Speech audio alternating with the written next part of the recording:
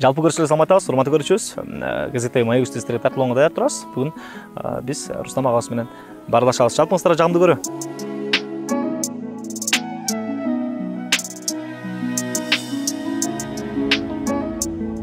Ассалам алейкум ага. Ва алейкум салам. Кандайсыз? Жакшы. Ден соолугуңуз жакшы? Шүгүр. Аман эсенсиз? Аман эсен, жакшы. Кандай жүрөсүз байке? Эмне болуп атасыз? Эми азыр ушул көпчүлүк деле билгендей ден соолук менен күрөшмөй азыр учурда. Ошо ден соолуктун камын көрүп эле аракет кылып мен барбаган жер калбай калды дегендер бар го. Ансыгарындай болуп баягы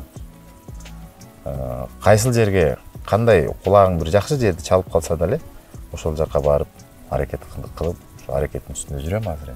Эс алуудамын азыр. Ден соолукка карап мурдагы калыпка кайра келейин деп.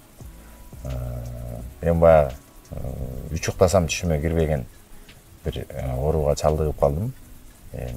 Бу да Кудай Тааламдын сыноосу деп билем мен. Ошо ооруну бергенде шыпасын кошо берет деп коет го. Ошондой болуп азыр ден соолуктун үстүндө ар бир кылганым, ар бир дем алганым, ар бир ичкен тамагым дагы ушул ден соолукка байланыштуу болуп калды да. Зыянын келтирбеген? Зыян келтирбеш керек болуп калды. Конкреттүү эмне бар ага? Эмне диагноз коюлган? Мурда бир аз ооругам мен, будан бир 20 жыл мурун ушу сарык оорусу менен ооруп калып, андан жакшы дарылангам, лечение кылгам, диета кармагам. Андан кийин өзүмө бул боордун ооруганы адамга билинбейт экен да. Колуңа тикене кирип кетсе деле ооруйт эмеспи? Бул боордук оорубайт экен. Дегенде ай дейсиң да. Анан өзүм бир аз сезип жүрчүм да. Ушу вес таштап аттым. Анан кээде чарчап алсаң деле ушу жаткың келип эле ушинтип жүрүп анан кийин мен өзүм улуттук филармонияда ошол жерде эмгектенем азыр. Анан ошол жерде биздин Кулакматов Боронбай деген агайыбыз бар. Ошонун байбичеси Медереже ошо Индияга барып көбүрөөк каттайт да ошол жака биздин ошо боор ооруу менен башка оорулар менен ооругандарга бир дары-дармек колунан келген жардамын кылыпчы. Анан ошол эже көбүрөөк айтып жүрдү мага. Рустам, сен ушундай дары ичсең, Рустам эсли убактың болсо, эгер ошол жака барганга каражатың болсо, мен менен бир барып келбейсиң деп көп айтып жүрчү. Көп көңүл бурчу эмесмин да. Биринчи жолу электрондук музыканын дүйнөлүк легендасы, Грэмми сыйлыгынын номинанты, мыктылардын мыктысы Пол Ван Дайк. 2 сентябрда Промзона Space клубунун чоң сахнасында барыбыз бийлейбиз, көңүл ачабыз, ойдогудай эс алабыз. Остор дүкөндөрүнүн бирине келип, балансыңды 500 сомго толукта да Open Air 2023-кө акысыз билеттин ээси бол. Толук маалыматты Open Air Check It O Check It KG сайтынан ал. Бир күнү негедир мен ошол эже менен ошол жака баргым келип, ошол эже менен Индияга учуп кеттим. Барганда эле мен ушу срочно деп калды да. Срочно ушу бооруңду пересадка кылыш керек. Ушунча проценти калган экен. Колуңан келсе эртерээк деди. Мен ошол күнү бир күн мурда эле баягы кадимкидей эле ат чаап, улак чаап кеткен. Баары эле ушундай жаман эме уккандан кийин эле настроениеңиз түшөт экен. Таш менен, балта менен башка чапкандай болду да. Анан ой аргандай болот экен да. Ошол жерде жатып алып ар нерселерди ойлондум мен. Мен бул донор маселесин ойлонбоп турмун. Каражат. Биринчиден бул каражатты кайдан табам? Канча сумма? $40,000. Баш аягы плюс-минус болот экен.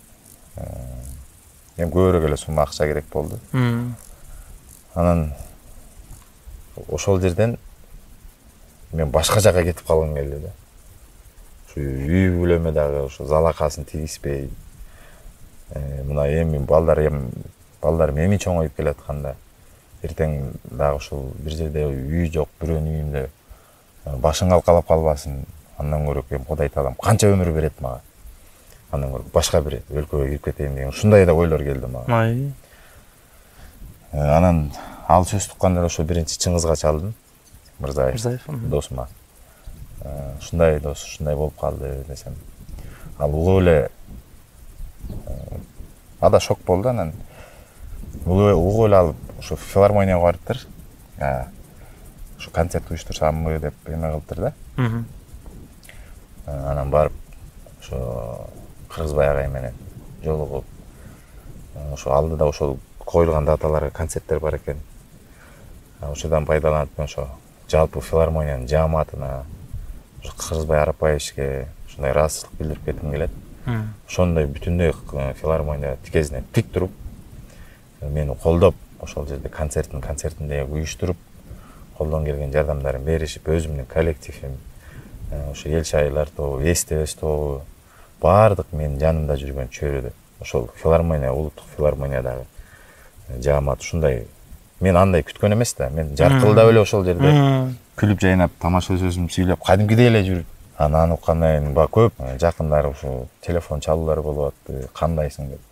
Эми кандай болгондо колдон келгенче билдирбегенге аракет кылдым. Бирок болбой эле ички эме жей берет экен да. Мага ушул керек беле. Мага ушундай айтып атам, уйчук тазама түшүмө кирген эмес мындай ооруга чалдыгам деп. Анан буйрук насипкенде Кудай таламдын кандай балким сынап атат. Ошо оору берип сынап көрөйүн деп ойлондум. Дагы эмне кылдым экен? Кимге эмне жамандык кылдым экен деп ойлор келе берет экен. Анан буйруганы көрөбүз дедим. Анан жолго аттандым. Кыргызстанга келдик. Концертибиз аман эсен өттү. Мен келгенче эле ушу мен ойлогон каражаттын 80% чогулуп калыптыр да. Мен ойлойм ушул өнөрдүн артынан тапкан жалпы ушул кыргызстандык дүр туугандарга ушу учурдан пайдаланып ыраазычылыгымды билдирем. Ар бир инсан, ар бир адам ушул менин ооруу менен кошо күрөшүп, азыркы учурга чейин телефон чалып, улгайган апалар, аталар ден соолугумду сурап, аракетиңди кыл, эми колуңан келсе, эми ушу кестирбегенге аракет кыл деп канча адамдар айтып атышат. Ошол эле мен өзүмдүн ушул Кара Бура районунун Талас Бакайыр айылында төрөлүп өскөм. Ошо айылымдын ар бир түтүнмө түтүн деп коет го. Ошо тыйын чогул түшүп, ушу балабыз сакайып кетсин деп дуа кылып, жакшы бир сөздөрүн айтып. Эми мен айтып жеткизе албайм да. Мага кандай кылса ушу жумурай журт, ушу мен жеке мен эмес, менин үй бүлөм, менин бир туугандарым, менин жакын саналаш адамдарым баардыгы ушундай чын жүрөгүнөн ыраазы болуп атат.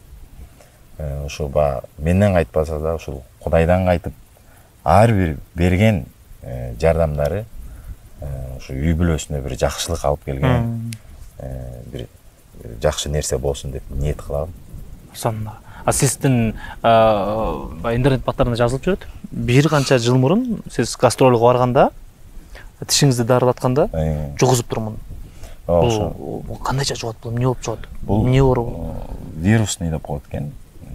Гепатит вирусный деп коет экен да. Мен ушул Жалал Абад жергесине жүрүп тиш жулдургам. Анан ошондон ооруп алгам да. Анан ошондон 6 ай больницада жаткам, чыкпай. Лечение кылып, жакшы дарыландым. Ал убакта мындай сүйлөшүүлөр, связь жок эле, телефондор. Эми кээ биринде болсо, кээ биринде жок болчу. Үйдөгүлөрүм да билчү эмес. Кийин угуп,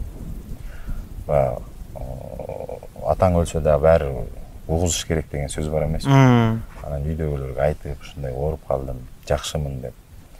Эми ал убакта бир кыйынчылык болгон экен. Ошол жака жетиш өзү бир чоң нерсени жаратыш экен да. Ошол жака барып келген каражат. Анан ошол гастролдо жүрүп ошентип ооруп калгам. Анан ошо бул нерсе баары бир козголмой бар экен да. Чыгармачылар адамдар костюм кийип галстук таап кой эле сахнада жүрсө көп ойлойт эмеспи? Булардын жашоосу ушундай сонун депчи. Бирок ушунун артында канчалыган эмгек бар, аны эми түшүнгөн киши билет болуш керек. Аба ошентип жүрүп урунуп калдым да. Анан улакты да жакшы тартчым, улактан калбачым, өзүбүздүн маданият чөйрөсүндө командаңыздар менен өзүбүздүн командабыз бар болчу. эми ушундай бир жакшы бир туугандар чогулганда ошол маданият командасында. Мен да ошол жака кетип атканда кой Рустам ушу жолуңа бир нерсе болсун деп тыйын топтой калышып, жалпы ушул маданият Көкбөрү командасына дагы мен ыраазычылык билдирем. Анан келип концертибиз өттү. Донор маселеси болуп калды да бул жерде. Мен бир тууган, мен донордон ойлонгон жок, мен бир туугандарыман чыгат деп ойлондум да. Ушу 5 бир тууганбыз, 4-өөсүн жок дегенде бирөөсүн алып кетем деп. 4-өөбүз тең барабыз, кимибиздики туура келсе беребиз деп калышты да. Келгенде эле баягы менин каныма туура келген, мен бир агаман чыгып калды. Аныкы да боорунда бир аз ушундай эмелер бар экен, нюанстар бар экен, оорусу бар экен. Ал өзү леченияга отуруп калды. Анан ошол бойдон чыкпай калды. Бир тууган бөлөмөн чыкты. Бөлөмөн чыгып, бөлөм анализден тапшыртып, ошо сахнадан айтып, ошо акындар ушу бөлөмө ыраазычылык, ушу бөлөсү азамат экен деп жакшы сөздөр айтылган. Мына жуп кетерде да ана ошо бөлөм отказ берип койду да. Эми тарындым эми учурунда. Мындай айтканда өлүм астында жатсаң дагы. Бир тууганда, мен бир тууганым, эми ата жагындагы бир туугандарым, эне жагыман, апам жагындагы бир тууган тайэжемдин баласы отказ берип койгондон кийин анан эми азыр билбейм, мен мындан аркы бир дасторкондо кантип чай ичип отурабыз. Мен баягы үмүтүмдү үстүм. Мен ага таарынмайм дагы. Эми Кудайдын берген өмүрүн жашай берем деген ойдомун эми алдыда. Бир гана туугандардыкы эле керектелеби ага? Бир меникине ушул желательно, ушул колдон келсе, бир туугандыкы жакшы экен да. Анткени меники баягы эме экен да. Вирусный деп коет экен, ошол бир туугандыкы кабыл алып кетиши жакшы экен. Ушу бир тууган бөлөм, же өзүмдүн бир тууганыман чыккан жакшы экен. Анан дагы бир тууган классташыман чыкты. Эми түшүнөм мен аны деле. А деле берген жок. Эми азыр донор, мындай айтканда донор маселе дегенден мен түңүлдүм да.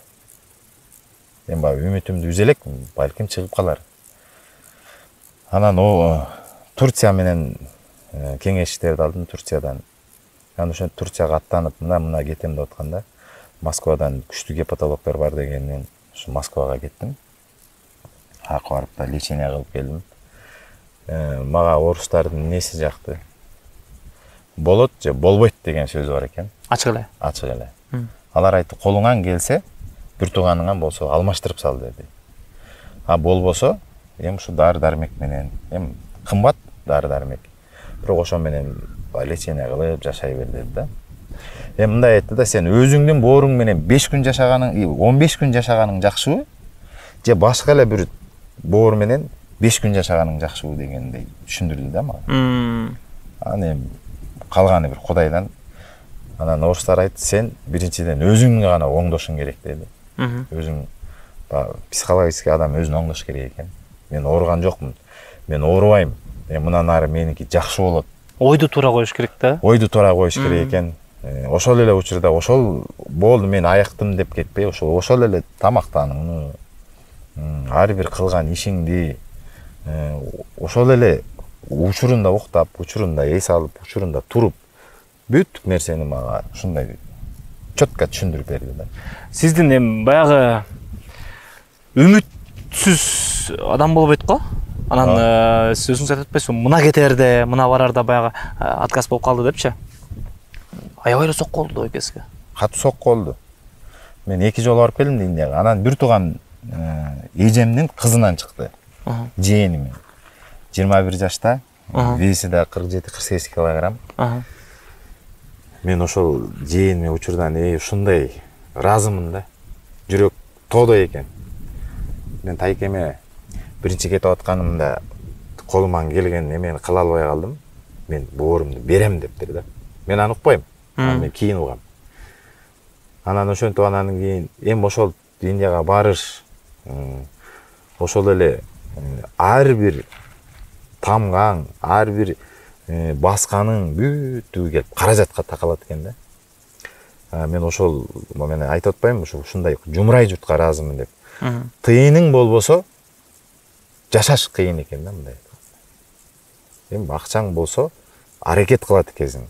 мага ошончо каражат ушундай эл топтоп ушундай ишеним менен берип сен жакшы болосуң деген үчүн мен азыр ошол күрөшүп ошентип жашап атам да. Анан ошол жээнимди алып бардым. Алып барып анан ошондо врачтар айтып атпайбы, мунун боорун дейт бүтүндөй сага салган күндө дагы болбойт деди да мага. Ушундай түшүндүрдү. Анткени бул боор мындай болот экен, бул мен түшүнүгүм боюнча мындай деп түшүндүр да, мунуку өсүү боор эмес экен да. Өзүнө гана жетиштүү боор экен. Болду. А бүтүндөй мага салганда дагы болбойт экен. Менин каным менен меники канча бир? Меники 1 плюс экен да. Бир положительный деп коет экен. Анан 3-чү группа, 2-чи группа деген бул көп экен да. Мен бир туугандарымда бардыгынкы 3 болуп калды. Тапшыргандын бардыгынкы 3 болуп атты да. Анан меникиндей чыгыш кыйын болуп калды.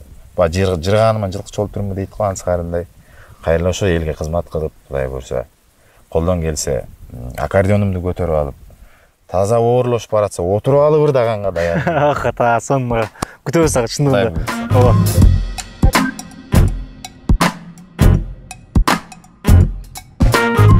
Азыркы учурду бир аз сурагым келип турат да, аке. Энергияны жаңы эле айттым го, баке сиздин энергияңыз мага өтүп атат депчи. Айтып калышабы? Ой, сен мындай жүгүң оор экен депчи. Айтып калышат. Жүгүң оор дейт, мен көпчүлүгү бар. Кээ бирлер бар го, кыргызчылык дегенге ишенбегендер да бар да. Бирок мен ишенем. Жүгүң оор экен деп. Анан мен дагы бирөө кыйналып аткан болсо, ошонун жүгүн алып алам да, бирок. Ушундай жагым да бар да. Анан бул айтып отурсаң жамок го, мен ушул оор өрүмдү дагы мен 2 жыл мурун түшүмдө көргөм да. Ушул күн болорун мен сескем. Белги мен кадимкидей түшүмдө көрүп, бирок ошол түшүм азыр дагы деле ошол бетимде да. Картинка болуп турат да. Атам раматтылык. Атам менен апам сүйлөшүп атат таңга жук. Уже мен билип атам. Атаман уже жетпей калчудай болуп атам да. Ордунан туруп эле апа кеттик деп эле апам Бишкекте болчу, мен жанымда болчу. Ошондо жетпей калдым да. Ошон үчүн баягы көп эмеде түш көргөндөн корком мен. Охота. Түшүмөн дагы корком да. Атаңыздын мен чоң аталарымдын эмеси ушундай күчтүү болгон экен. Сиз атаңыздын да дүйнөдөн өтүшүн көргөнсүз. Мен ошо бир түндө түшүмдө атам уже ошол жака аттанып атканын мен түшүмдө көрүп, мен туруп атама жеткиче атама жетпей калгам да. Эке. Ошон түшүмөн көргөм. Жаңы айттым, ошо оорунду да 2 жыл мурун түшүмдө көргөм. Кыйналып, баткакка батып, ошо кекиртегиме чейин боого аралашып, бир баткакка батып калып, бир кыйналган учурум болгон да. Мен ошондой, бул мен өзүм билип жүрчүмүн да. Кээде билгиспей мен леченияга алып койчумун. Бир курс лечение алып, анан айланып көрүп эле бул оору баары болбой эле. Бир өткөн өтүп кетет го, жамгыр. Ошондой эле элестетем да. Ошондой эле болсо экен депчи. Жамгыр бир төгүп эле өтүп кетип калат го. Буюрса үмүтүм бар эми алдыда, Кудай кааласа. Буюрса беке. Кудай буюрса. Өзүңүз айткандай жанагы орус докторлор айтты, өзүңүн оюңду оңдош керек деп айттыңыз го. Өзүңүз айткандай эле азыр мынакей жаркылдап, тамашалашып, беке жол каратыда сүйлөшүп келатканда мындай ооруган кишидей эле кабыл алдым беке. Мен азыр ооруганга кошо шартым жок, анткени заказды алып койгом. Барыш керек. Задатак алып койгонсуз. Алып койгом. Ооба, жалпы көрүүчүлөргө дагы айтып кетели, маалымат катары. Урматтуу көрүүчүбүз, чындыгында агабыз буга чейин баягы ден соолугу менен чет жакта жүрүп, сыртта жүрүп, атайын дарыланып, байланыш албай жүргөн болсоңуз, эми мынакей кайрадан өзүңүздүн жакшылык тоюңузга чакырып, агабыздын бир керемет чыгармаларын уксаңыздар болот. Могул нерсени сурагым келип атты. Апама угускандан деп мындай айтканыңыз бар экен го. Эми ооруну жашырсаң өлүм ашкере кылат дейт го эке. Эми эртеби кечпи баары бир айтылат турган эле сөз болчу. Эмне кылып айттыңыз беке? Кандай кылып айттыңыз? Апам айылда болчу. Айылда байкеме ошо 40 жаш той берип калды. Барып анан айттым. Ушундай Индияга кетип атам. апама билгиспегенге аракет кылдым да. Жөн эле барып келейинчи апа. Лечение кылып келейин. Билген жок. Барганда эле анан кийин интернет баракчалардан чыгып кетпеди. Ошондо кантип эме кылабыз? Мен айттым, апам телефонун алып эле койгулачы. Ошо мени бат туура эмес кабыл ала албасын депчи. Өзү да жүрөгү ооруйт анан. Кичинекей балам чалып калды. Ийилип алган. Балаңыз ба? Атасы эмне болуп атасыз? Байкуш эме. Анан жок, жакшы эле баары. Интернеттен көрүп атпайм. Чоң апа дейт, мен Гүл апа дейт. Биз балдарым. Гүл апаң уккан жокпу десем, жок уккан жок. Анан эми баары угулат да. Эми апамдын ошол учурун мен элестете албайм дейм азыр. Мен өзүм алыста болдум да, көргөн жокмун. Анан жаркылдап күлүп жайнап эле кайра келдим. Байкеме да айттым, угуспагыла, айтпагыла. Эгер угуп калган болсо, жүрөгү ооруйт мен келгиче. Болбой эле баягы интернеттен көрүп калыптыр апам өзү. Эмне айтпайсыңар, эмне минтпейсиңер? Анан мага чалып эле ыйлап шолоктоп эле. Апа баары жакшы. Эми бул эч нерсе деле болбойт. Жеңил экен наоборот. Мен учурунда келиптирмин. Учурунда дарыланып калайын. Учурунда келбесем, будан да жаман болмок. Же жашамакмын, же болбосо өтө кыйналмакмын. Бирок жакшы деп анан апамды бир аз сооротуп аракет кылдым. Сиздин баягы кадр сыртында айтып бергениңиз менин оюмда калып кетти дагы. Жакшы ага десе, сиз сөз түрү жакшы деп жооп бересиз да. Өзгөрүп атабы дегенде сөз ооба, буюрса жылыш бар, тындай мындай деп. Бирок Рустамды Рустам эле билет да. Сөз түрдө. Өзүңүздү өзүңүз эле билесиз. Азыр мен деле жонтор менен сиз албайм деп, мисалы, сиздин оюңуздучу. Ошол оюңуз боюнча, абалыңыз боюнча эке. Сурайт. Баягыдан жылышкандай деп. Кээ бир жакшы тааныш адамдарыма эме деп коет. Ооба, сонун десем айтышың мүмкүн дейм да. Кайзарыңа сен. Эми начар болбой калдым десем, анда да айтасың да. Эмнеге антип айтасың деп баягы. Жаман түбү жаманда деппи? Буюрса шүгүр, Кудайга шүгүр деп эме кылам да. Бирок анткени менен аны мен ушу Рустам эле билет. Сен айткан. Өзүм билем, өзүм сезем. Кыйналып кеттиңиз ба бирок? Кыйналган ошол учурларда мен ар бир баягы өлүп көрүптүрмү дегендей ооруган адамга да сезет экен. Ошо түшүнөт экен. Мен аккордеонумду көтөрүп алып, колума микрофонумду алып алып эле күлүп жайнап, ырдап жүрө берем деп ойлочумун да. Бул көз деген да нерсе бар экен. Көз деген ба? Адамдын көзү жакшы көз да болот экен, жаман көз да болот экен. Адам өзүнө ошол коргонууну өзүнө өзү кылат экен да. Жакшы туруп, жакшы сүйлөп, колдон келсе ошо 5 убакка өтүп, Кудай буйрса, ниетим бар. Ошол адам өзүнө дем салып, жанагындай садакаларды бериш керек экен. Ушинтип экинчи жолу токтоттуңуз беке? Бирок сиз жеңилдеп атам деп атасыз го? Сиз жеңилдеп атканыңызга кандай сүйүнүп атасыз беке биз? Буюрса жакшы эми ооруумдун баарын алып алды дебейм. Бирок жеңилдеп калдым. Сонда эл менен баарлашып, силер менен баарлашып, ушинтип алаксысаң, кадимкидей өзүңө дагы келесиң да. Анан баягы Рустам жалгыз машинанын ичинде же көчөдө калып кетсе, баягы оюң тыңк деп келип калат да кайрылачы. Өзүңүз айткандай эле кимдин ким экенин билдим деп атпайсызбы? Аркай эле көрүнүп калып экен беке? Көрүнүп калат. Сөз түрдө.